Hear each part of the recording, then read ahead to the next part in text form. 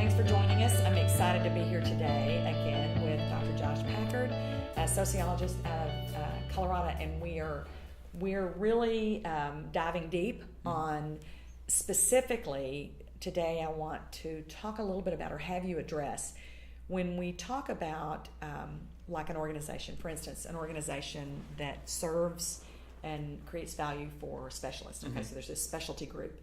And so there's someone else who's a vendor, we'll call him a vendor, that sells products, parts and pieces to this specialist. So when you think about how this relationship has changed and the relationship of an organization who serves this doctor, both of these things have changed. And before, if it was the best product and you could prove it was science, you got that opportunity, whether it was the doctor being the authority or the organization that's committed to science or the person who had the best parts and piece to sell, if you will, to this doctor.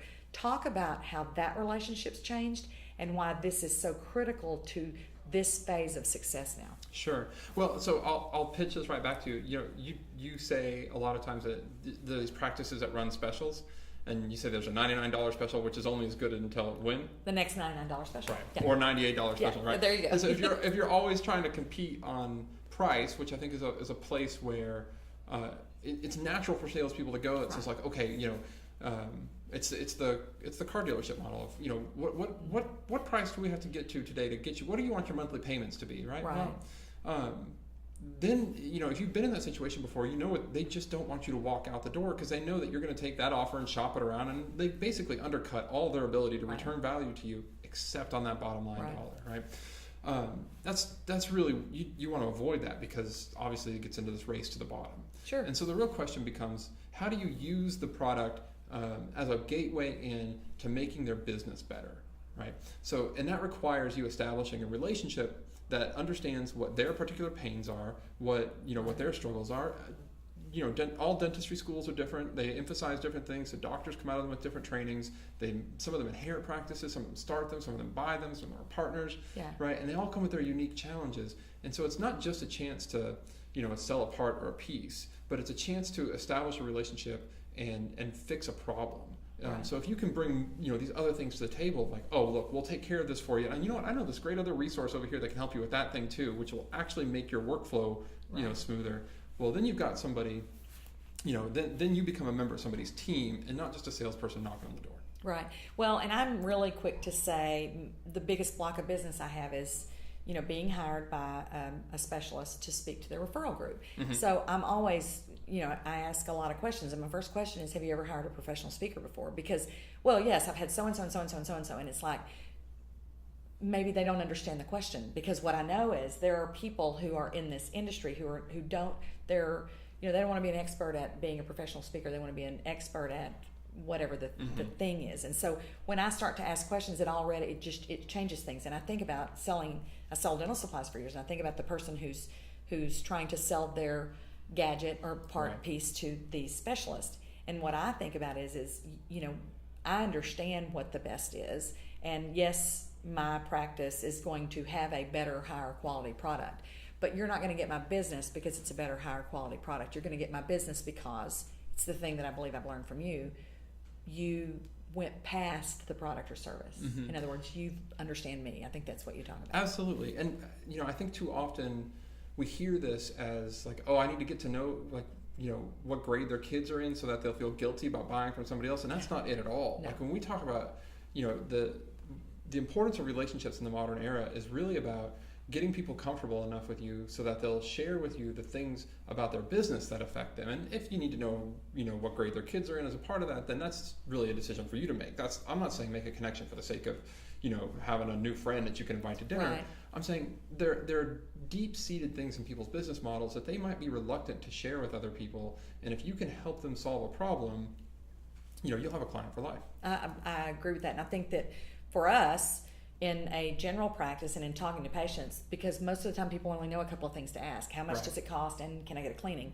Because that's the average IQ. What is it going to cost for me to get a tooth taken out or whatever? And I think that one of the things that we will do is, you know, we will say, how far along in your research are you on XYZ? Well, then they kind of, wait, now somebody's actually talking to me and saying, you know, did you have a budget in mind? and people will say to me regularly in seminars, "You ask that? You ask them if they have a budget? Well, doesn't that sound like?" And it's like, I don't. It's not the first thing I ask them. You don't call me up and I say, "Well, Josh, do you have a budget in mind for this? Because I need to know what fee to give you." Right? Right. That's the same thing. No matter who, to me, the relationship is. But it's about establishing that value. And I'll say, is that the main thing that's driving your decision? Are you just looking for the best fee? Because I can already tell you we're not going to be the cheapest in town. And, I have people say, "Oh, you can't say cheapest." It's like, but I can. Because, Right. For me, it's like if that's the only reason, Right. then maybe we're not a fit. And we know who exactly to refer you to. That's exactly right. Yeah. And I believe that it does start with that relationship, but many times they don't understand or they don't understand the research behind the science that says it starts with that. Right. And like even today, when we were visiting that practice earlier, and they were talking about their biggest pain point is that they don't really, that when they're hiring people, it takes a couple of months to find out if it's a good fit, and then they say you can just tell. And that was that was a black box, right? And so if I was a rep trying to sell some things, and that to me would say, like, if they're spending all that time not really knowing how to onboard or train employees or diagnose whether or not they're a good fit and level their skills up, that means they're spending less time with patients in a chair, right? It means that their employees are probably less effective at getting them there. So does that have anything to do with implants or any other product? No, It doesn't directly. But if you don't fix that for them, they'll never be able to sell the thing that you want.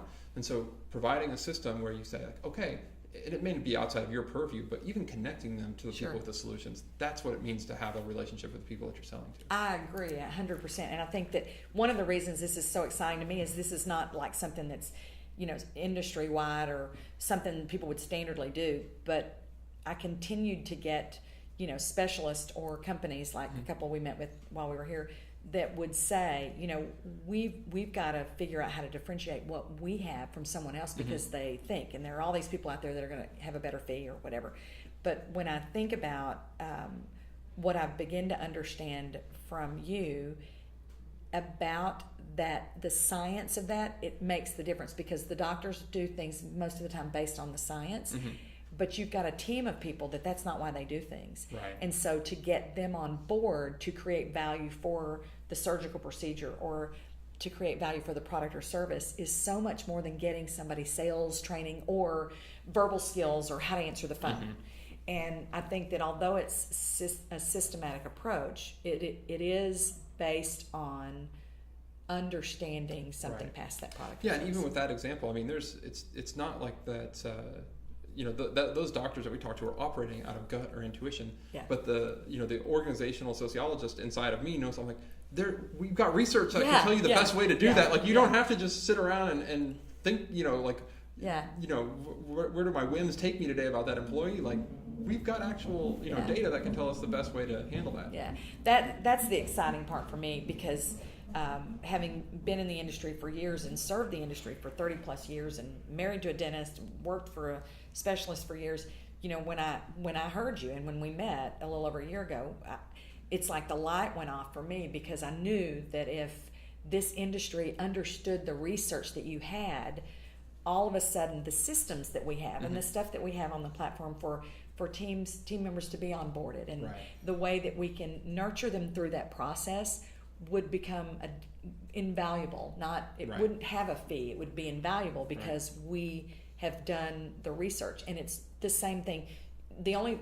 Now that you are in these practices and you're talking to more and more of the dentists and you're speaking to that group, have you found that what you knew is still what you knew, but now you have a different application for it? Well, I think that's what's really exciting about sociology is that, the premise behind my field of study is that the principles that we uncover should apply as equally to dentistry as it does to churches, as it does to the corporate, real estate world or whatever. We're trying to uncover sort of fundamental laws of human behavior. So it's a new, dentistry is a new field for me, and over the last 6 or 9 months we've learned a lot more about it, and I just keep I'm like, oh well, this stuff works over here too. And it's because we've got, and it's not like it worked, it's not like these theories and ideas work today the same way that they were first thought to have worked 100 years ago. We've got 100 years of data that helped refine these theories, so that now we're in a place where we can say with I think a pretty good degree of confidence, this is how the world works. Not in every way, but in some really key ways that are important in dentistry. Yeah, and I'm really excited because I appreciate having met, Megan and some of the other members of your team. I get now where this goes, and I think that dentistry is going to love this aspect of how we can serve at a different level, because it's not just about the bottom line anymore for our current team members. And when I think about that, you could technically be my son. So no, I mean, I think about this, it's like that's the really cool part for me, because my audience has changed so much. There were people that couldn't wait to get to a seminar. Now they're going like, do I have to go? And when you come from that generation and you understand that side of it, for me, it's like, and that's where the science comes from. It's like the perfect match. And I mean, I'm excited about what we're going to be able to do. I agree. In dentistry for people that serve this industry. Thanks for being with us. Thank you.